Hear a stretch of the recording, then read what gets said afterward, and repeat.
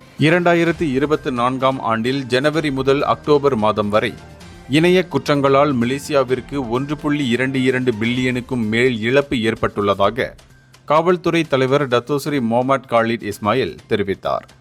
3வது காவல்துறை சிறப்பு கலந்துரையாடல் 2025 எனும் நிகழ்ச்சியில் பேசிய அவர், இணைய மோசடிகள், அடையாள திருட்டு, தரவு மீறல் போன்ற இணைய அச்சுறுத்தல்கள் ஆண்டுக்கு ஆண்டு 1100 விழுக்காடு அதிகரித்துள்ளன என்றும் கூறினார்.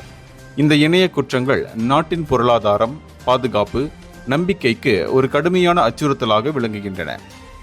எனவே காவல்துறை டிஜிட்டல் தடயவியல், உளவுத்துறை, முகவர் ஒத்துழைப்பு, செயற்கை நுண்ணறிவு போன்ற நவீன தொழில்நுட்பங்களை விரைவாக பயன்படுத்த வேண்டும் என்று அவர் வலியுறுத்தினார்.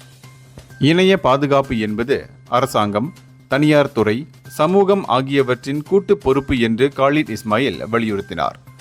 அது மட்டுமின்றி இந்த கலந்துரையாடலில் டிஜிட்டல் பாதுகாப்பு, சட்டம், தொழில்நுட்பம், செயற்கை நுண்ணறிவு சார்ந்த தீர்வுகள் குறித்து விவாதிக்க 550 துறை சார்ந்தவர்கள் கலந்து கொண்டனர். இந்தியர்களின் இதய குரல் மக்களோசை.